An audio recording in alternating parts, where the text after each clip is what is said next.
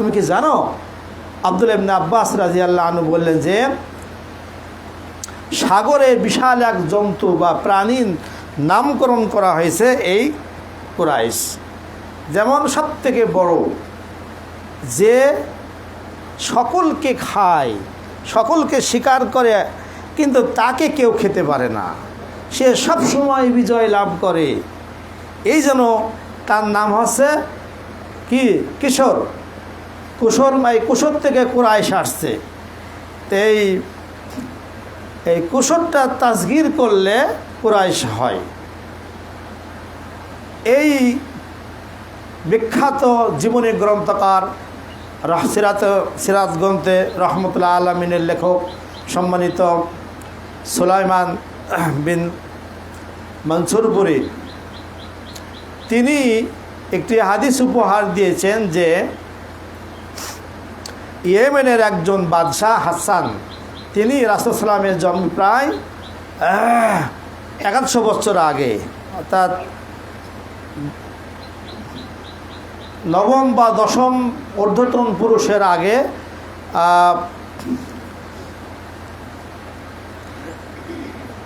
একজন পদ্দাতা, সেই সময়ে ইয়েমেন থেকে একজন বাদশাহ হাসান মক্কা আক্রমণ করে। মক্কা আক্রমণ করে তার উদ্দেশ্য ছিল মক্কা আক্রমণ করে কাবা ভেঙে ফেলবে, কাবা ভেঙে নিয়ে উদ্দেশ্যে স্থান দেবে। এই লক্ষ্যে মক্কাকে অ্যাটাক করে। রাসূল সাল্লামের দাদা তাকে যুদ্ধে পরাজিত করে তাকে বন্দি করে জেলখানায় 3 বছর বন্দি করে রেখেছিল। 3 বছর বন্দি করার পরে 3 বছর পরে ছেড়ে দেওয়ার পরে লোকটা মারা যায়। এই জন্য আরব দেশের লোকেরা এই পিহরকে কুরাইশ আরব বলা হয়, মানে আরবদের কি মানে জন্তু বা বিজয়ী। যেই জন্তু সবাইকে শিকার করে তাকে কেউ শিকার করতে পারে না, অর্থাৎ এই ব্যক্তি এমন একজন সিংহ পুরুষ ছিল যে তাকে পরাজিত করতে পারেনি, বরং সেই তাকে অন্যকে পরাজিত করেছে। সেখান থেকে নামকরণ করা হয়েছে কুরাইশ। কেন? কুরাইশ এমন একটা জাতি, যেই জাতি সম্মানিত, সকলের উপরে তার শ্রেষ্ঠত্ব অধিকার, কেউ তাকে পরাজিত করতে পারে না। এই জন্য এর নামকরণ করা হয়েছে কুরাইশ। বিশ্বমানবতা নবী মুহাম্মদ রাসূলুল্লাহ সাল্লাল্লাহু আলাইহি ওয়াসাল্লাম বলছে যে কুরাইশ শ্রেষ্ঠ জাতি এই জন্য যে আমি কুরাইশ ভিতর থেকে এসেছি এবং নবুয়ত এই কুরাইশের ভিতরে, এবং কুরাইশরা কাবা শরীফের তত্ত্বাবধানে আছে, কাবা শরীফ রক্ষণাবেক্ষণে আছে। তারপরে হাজিদের পানি খাওয়ায় কারা? এই কুরাইশরা। তারপরে আব্রাহা আক্রমণ থেকে আল্লাহ এই কুরাইশকে রক্ষা করেছিলেন। এতগুলি কারণে কুরাইশটা শ্রেষ্ঠ জাতি। আর সর্বশেষ যে আল্লাহ রাব্বুল আলামিন কুরাইশ নামে একটা সূরা নাজিল করলেন, বলি সুবহানাল্লাহ। এই জন্য এই কুরাইশটা শ্রেষ্ঠ। আরও ইতিহাস আসছে, রাসূল সাল্লাল্লাহু বলছেন যে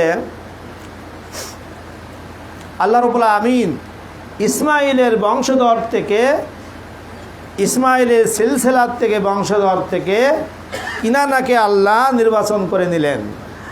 আর এই কিনানার থেকে আল্লাহ রাব্বুল আলামিন তার সন্তানের ভিতর থেকে কুরাইশকে নির্বাচন করলেন। আর এই কুরাইশ থেকে আল্লাহ রাব্বুল আলামিন নির্বাচন করে হাশিম গোত্রকে নির্বাচন করলেন। আর হাশিম গোত্র থেকে আল্লাহ নির্বাচন করে মুহাম্মদ সাল্লাল্লাহু আলাইহি ওয়াসাল্লামকে নির্বাচন করলেন। মুহাম্মদ সাল্লাল্লাহু আলাইহি ওয়াসাল্লাম কুরাইশ বংশে হাশিম গোত্রে ছিলেন, মানে হাশিম একটা গোত্র ছিল, সেই গোত্রের মুহাম্মদ সাল্লাল্লাহু আলাইহি ওয়াসাল্লাম জন্মগ্রহণ করেছেন। বিধায় আল্লাহ রাব্বুল আলামিন কুরাইশকে বিশ্ববাসীর উপরে শ্রেষ্ঠত্ব দান করেছেন। এখন কেন শ্রেষ্ঠত্ব দান করলো? আল্লাহ রাব্বুল আলামিন সেই নিয়ামত রাজি স্মরণ করে বসে বিসমিল্লাহির রহমানির রহিম লিইলাফি কুরাইশ ইলাফিহিম রিহলাতাশ শিতাই ওয়াস-সাইফ ফালিয়াবুদু রাব্ব হাযাল বাইত আল্লাযী আত'আমাহুম মিন জু' ওয়া আমানাহুম মিন খাউফ। লিইলাফি কুরাইশ, কুরাইশদের প্রতি অনুরাগ। অনুরাগ মানে কি? ভালোবাসা। বিশ্ববাসী কুরাইশকে ভালোবাসে, আর কুরাইশদের প্রতি অনুরাগ বা ভালোবাসা এবং গ্রীষ্ম এবং শীতের ব্যবসা সংক্রান্তর উপরে কুরাইশদের প্রতি ভালোবাসা। কেন? যে কুরাইশরা ব্যবসা করত, ওরা ব্যবসায়িক ছিল, মক্কার লোকেরা। সফর এবং ব্যবসার কুরাইশদের প্রতি অনুরাগ। এখানে ভালোবাসা বলতে এই যে কুরাইশ যখন মানে মক্কায় যখন প্রচণ্ড শীত হতো, তখন মক্কার লোকেরা ব্যবসা করতে যেত ইয়েমেনে। ইয়েমেন আছে গরমের দেশ, ইয়েমেনে ব্যবসা করতে যেত। আবার যখন মক্কায় প্রচণ্ড গরম তাপদাহ, তখন মক্কার লোকেরা শাম দেশে যেত ব্যবসা করতে। শাম দেশে আছে শীত প্রদেশ, শীত পড়ে। তো মূলত শীত এবং গ্রীষ্ম এই দুই ঋতুতে মক্কার লোকেরা ম্যাক্সিমাম দুই দেশে ব্যবসা করত। আর ব্যবসা করতে গেলে তো কিছু পুঁজি লাগে, আর সেখানে মাল সামান থাকে, কিন্তু সেই মাল সামান কেউ আক্রমণ করত না, কেউ তাদেরকে কি জোর করে কেড়ে দিত না। কেন? যে ওরা মক্কার লোক, কুরাইশ বংশের মানুষ, ওরা কাবা শরীফের রক্ষক, এই জন্য তারা নিরাপদে ব্যবসা করত। এদের ব্যবসা কাফেলা কেউ আক্রমণ করতো না। তারা মাল সামান তারা সবসময় সমাদৃত হতো, সবসময় ভালোবাসা পেত। এই জন্য আল্লাহ রাব্বুল আলামিন এই কথাগুলি স্মরণ করছে। স্মরণ করার পরে 3 নম্বর আয়াতে বলছে ফালিয়াবুদু রাব্ব হাযাল বাইত, অতএব তোমরা ইবাদত করো এই ঘরের মালিকের, অর্থাৎ এই কাবার যিনি মালিক তার ইবাদত করো। মক্কার লোকেদের, এই কুরাইশ লোকদেরকে আল্লাহ ডেকে বলছে যে ফালিয়াবুদু রাব্ব হাযাল বাইত, যে এই ঘরের যে মালিক, এই কাবার যিনি মালিক, সেই মালিকের কি করো? ইবাদত করো, দাসত্ব করো। কেন? ওই যে তোমাদের প্রতি ভালোবাসা, সকল বিশ্ববাসী তোমাদের ভালোবাসে, তোমাদের ব্যবসা বাণিজ্য প্রফিট আসে, ব্যবসা সুন্দরভাবে করতে পারছ, কেউ তোমাদের ব্যবসা মাল সামান লুণ্ঠন করে নেয় না, কেউ কেড়ে নেয় না, ছিনতাই করে না, আক্রমণ করে না। কেন? তোমরা কাবা শরীফের আহাল, তোমরা কাবা শরীফের খাদেম, হাজিদের পানি খাওয়াও, কাবা শরীফের রক্ষণাবেক্ষণ করো, বিদায় সেই রবের ইবাদত করো। এখন ইবাদত করতে হবে। ইবাদত শব্দের অর্থ ইমাম ইবনে তাইমিয়া রাহিমাহুল্লাহ বলছে যে ইবাদত এমন একটা জিনিস যা প্রকাশ্য এবং গোপনে এমন কিছু কথা এবং কর্মের নাম, যেই কথা এবং কর্ম আল্লাহ পছন্দ করে এবং সন্তুষ্ট হয়। ইবাদত কী জিনিস? ইবাদতের সংজ্ঞা চমৎকারভাবে তিনি বলেছেন যে প্রকাশ্য এবং গোপনে এমন কিছু কথা এবং কর্ম যেইটা আল্লাহ পছন্দ করে এবং আল্লাহ ভালোবাসেন। তাহলে আপনি প্রকাশ্যে কি? সালাত পড়তেছেন প্রকাশ্যে, কোরআন পড়তেছেন প্রকাশ্যে, সিয়াম করতেছেন, জাকাত দিচ্ছেন, জিহাদ করছেন, পিতামাতার খেদমত করছেন, ভালো মানুষ অসুস্থ মানুষের সেবা করছেন, এই যে প্রকাশ্য মসজিদ নির্মাণ করছেন, মাদ্রাসা নির্মাণ করছেন, এই যে মসজিদ নির্মাণ হচ্ছে, যে আপনারা সার্বিক সাহায্য করছেন। আমাদের সভাপতি সাহেব যখন নির্দেশ করছে, তখন এই সাথে সাথে একেবারে সেই সব শ্রেণীর মানুষ কাজে অংশগ্রহণ করে, যেই কাজগুলি 1 সপ্তাহ সময় লাগবে সেই কাজগুলি 2 ঘন্টায় হয়ে যাচ্ছে। এই যে প্রকাশ্য কাজ করা হচ্ছে, এরা হচ্ছে ইবাদত। আর গোপন কি? গোপনে আপনি তসবিহ তাহলিল করছেন, জিকির করছেন, কোনো মানুষ জানছে না, আপনার ভিতরে আল্লাহর স্মরণ হচ্ছে, জিকির হচ্ছে। গোপনে তাহাজ্জুদ সালাত পড়তেছেন, গোপনে দান করছেন, তারপরে গোপনে মানুষের বিপদে আগিয়ে যাচ্ছেন, গোপনে জিকির আজগার করতেছেন, নিভৃতে আল্লাহর সামনে রুকু সিজদা করে আপনি আল্লাহর রিজামন্দি হাসিল করছেন। তাহলে প্রকাশ এবং গোপনে এমন কিছু কথা বলতে এখানে যে কোনো তেলাওয়াত, যে কোনো জিকির, অর্থাৎ যেটা জিহ্বায় উচ্চারিত হবে। আর একটা আছে কর্ম, সেটা আছে হাত এবং পা দ্বারা, বডি দ্বারা, শরীর দ্বারা যেটা সম্পাদিত হয় তাকে বলা হয় কর্ম। এই কাজগুলি করা, যেই কাজগুলি আল্লাহ ভালোবাসেন এবং তার পছন্দ পাওয়া যায়, পছন্দ করেন, সেটা আছে ইবাদত। আল্লাহ রাব্বুল আলামিন বলছেন, ফালিয়াবুদু রাব্বা হাযাল বাইত, তোমরা সেই ঘরের মালিক, কাবার মালিক যিনি, তার ইবাদত করো, তা সত্য করো। আল্লাহ রাব্বুল আলামিন বলেছেন, সূরা নাহলে বলেছেন, আল্লাহ রাব্বুল আলামিন আমাকে নির্দেশ করেছে, এই মর্মে আদিষ্ট হয়েছি, আমি যেন আল্লাহর ইবাদত করি, আমি যেন আল্লাহর ইবাদত করি। কেননা তিনি আমাদেরকে নিরাপত্তা দান করেছেন। আর সেই আল্লাহর ইবাদত করার জন্য আল্লাহ রাব্বুল আলামিন বলছে, আমি আদিষ্ট হয়েছি উবুদুল্লাহ, আমি যেন আল্লাহর ইবাদত করি।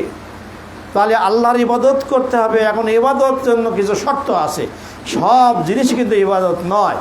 ইবাদত ওইটা তখনই হবে যখন সেই কাজটা, ইবাদত তখনই গ্রহণযোগ্য হবে ইবাদত ওইটা, যেই কাজটা কোরআন সুন্নাহর ভিত্তিতে হবে, যেই কাজটা সুন্নাহ ভিত্তি হবে, অর্থাৎ কোরআন হাদিসের আলোকে হবে, সেটা হচ্ছে ইবাদত।